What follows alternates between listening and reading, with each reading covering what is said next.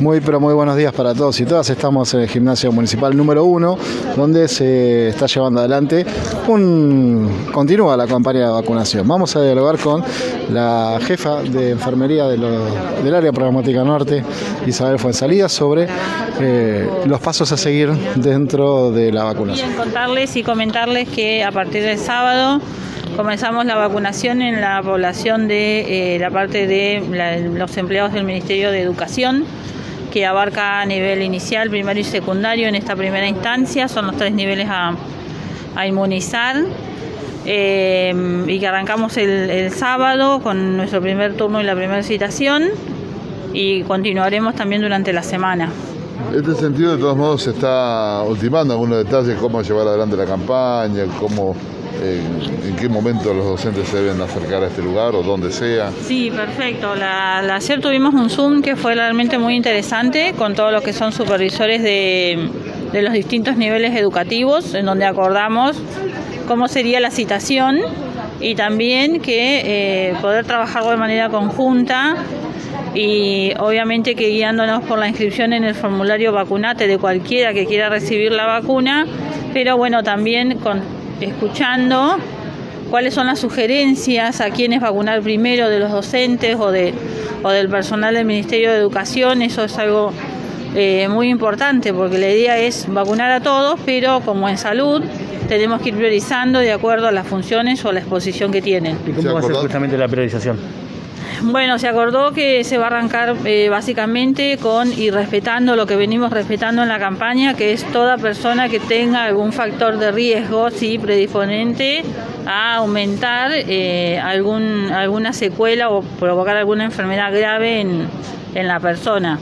Priorizando eso, después también se va a seguir priorizando todo lo que es la presencialidad, ¿sí? Nosotros en el vacunate tenemos un listado que no nos discrimina ni por nivel educativo ni por función. Y a nosotros ser una población que desconocemos, simplemente llamamos al número que figura o mandamos un mail o un mensaje de texto al número que figura en el vacunate. Nos pareció, en base a la experiencia del sábado, que eso, digamos, no era la manera ideal de citar. Por eso justamente se hizo el Zoom, ¿sí? Así que bueno, hay varios factores a tener en cuenta en el nivel educativo, el nivel de exposición, la presencialidad, el tema de exposición, ¿sí? Siempre nosotros hablamos de cuidarnos y de compartir o de exponernos solamente 15 minutos. Un docente en el aula pasa muchísimo más tiempo, así que bueno, perdón, eso, y sobre todo el factor de riesgo que tenga cada uno de los que componen el Ministerio de Educación. ¿Cuántas personas estamos hablando aproximadamente, entre docentes, auxiliares y demás? Mira, según el vacunate, que es el dato que nosotros tenemos un relevamiento hecho de 1.500 personas. El tema es que hay personas que quizás se inscribieron mal, hay personas que pertenecen a nivel terciarios o universitarios que en esta primera instancia no entran, quedarán postergados para más adelante. Así que la información oficial la vamos a tener a medida que ellos mismos nos digan quiénes son los que quieren vacunarse. Aparte, no olviden que nosotros ya vacunamos docentes con factores de riesgo, inclusive hay algunos que ya van por su segunda dosis.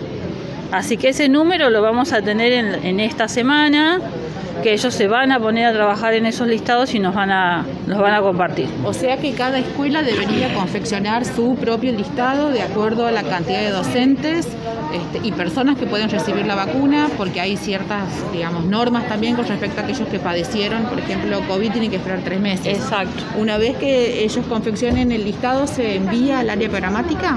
Sí.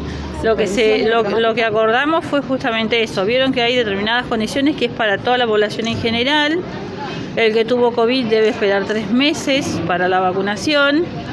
Obviamente que el contacto estrecho no se puede vacunar y no haber recibido vacunas de ningún tipo de calendario en los últimos 15 días. O sea que hay varios condicionantes al momento de vacunar.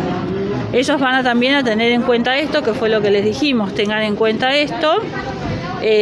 Así que bueno, de acuerdo a esa recolección de datos, a nosotros nos va a llegar la planilla y ahí vamos a poder hablar de un número concreto Tampoco nos olvidemos que la vacunación es voluntaria, ¿sí? Que nadie está obligado a aplicársela. Así que dependemos de esos listados para saber bien cuál es la realidad y cuál es la cantidad de docentes a vacunar. ¿Y el ámbito de vacunación va a ser el gimnasio municipal o también se está viendo esa situación? No, por ahora es este. Lo que ofrecimos, los espacios que ofrecimos fue justamente el sábado, que sería un lugar que no va a intervenir o no interfiere, en su trabajo, y ampliar, si es necesario ampliarlo, podemos ampliar el día viernes también, o sea que sería viernes y sábado, 2 días en la semana destinados a la población docente para poder terminar lo antes posible. ¿Cuándo estará definido esto? ¿En estas horas, entiendo? Sí, entre hoy y mañana ya va a estar todo definido. ¿Cuántas personas se vacunaron el sábado? ¿Cuántos docentes? El sábado pudimos vacunar 482 docentes, entre docentes, auxiliares, de diferentes áreas de educación. Bueno, hay convocatoria también para mayores de 60 años para este jueves.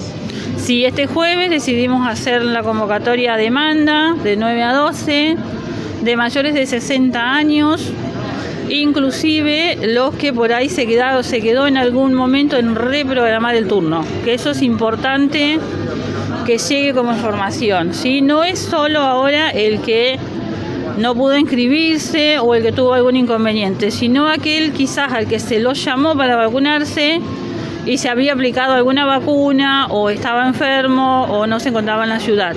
Ese que dijimos, le vamos a reprogramar el turno, ese viene el jueves también, mayores de 60 años. ¿Qué repercusión tiene precisamente estas ideas de adultos mayores de 80, 70? ¿Cómo ha respondido ese sector? Bien, tuvimos una convocatoria que, si podemos promediarla, es entre 100 y 110 personas. A nosotros nos sirve como un indicativo, nos deja tranquilidad en relación a que ya tenemos una gran cantidad de lo que era el vacunate vacunado. Así que también a nosotros nos sirve como para ir, digamos, afianzando nuestros números y avanzar con grupos. Justamente por eso avanzamos con el grupo de docentes. Si ustedes recuerdan, hicimos mayores de 70, mayores de 80 y hoy esta semana arrancamos directamente mayores de 60, ¿sí? Y en la semana habíamos hecho la convocatoria de 60 a 69 solamente por edades. Y debemos haber tenido unas 80 personas. A nosotros nos sirve como para emprolijar la citación, ¿sí? Esto de no estar llamando a una persona 3 o 4 veces. Entonces también son estas alternativas que damos, ¿sí? De 9 a 12, convocarlos y al gimnasio a demanda. Una vez que finalicen con el sector educativo, ¿quedan grupos estratégicos, por vacunar o comenzará ya con la inmunización de las personas que no están dentro de estos grupos de riesgo ni personal de determinado sector?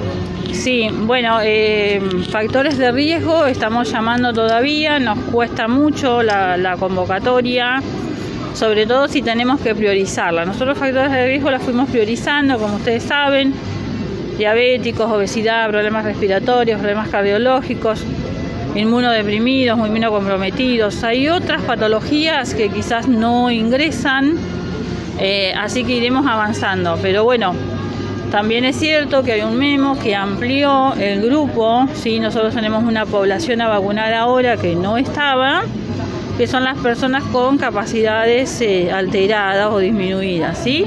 Tenemos que avanzar en ese grupo. Y esos grupos son como muy especiales y tenemos que tomarnos realmente el tiempo para poder coordinarlos, ¿sí? Porque quizás son personas que nosotros no le podemos decir venga al gimnasio que lo vamos a vacunar y acá se encuentre con mucha gente y la reacción quizás no sea la ideal. Lo exponemos a un estrés que no es necesario pasarlo y nosotros tenemos que articular. Iremos trabajándolo paralelo. Esta semana vamos a arrancar con algunas reuniones, a ver cómo lo podemos hacer, qué nos sugieren de esos grupos, dónde sería la vacunación ideal, cuáles serían los horarios, cómo tendríamos que hacerlo, ¿sí? Un simple ejemplo: si nosotros tenemos que vacunar a chicos con autistas, no lo podemos traer a un espacio que hay mucha gente, por ejemplo, ¿sí?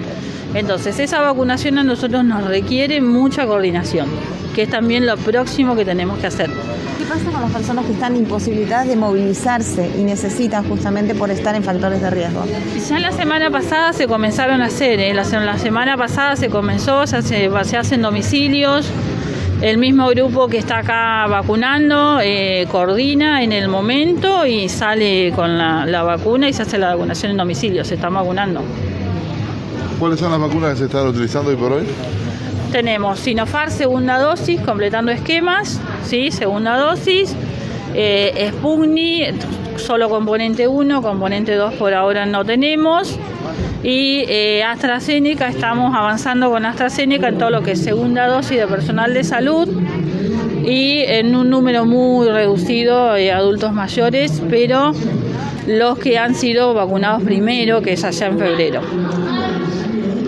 Bien, hasta acá la palabra entonces de Isabel Fuensalida, que es la jefa de enfermería del área programática norte de aquí de la ciudad de Puerto Madryn. Bueno, dando un panorama entonces de cómo se organizará la vacunación para personal de educación, que cada escuela enviará un listado, ¿no?, con las personas según su condición y demás para organizarlo de mejor manera.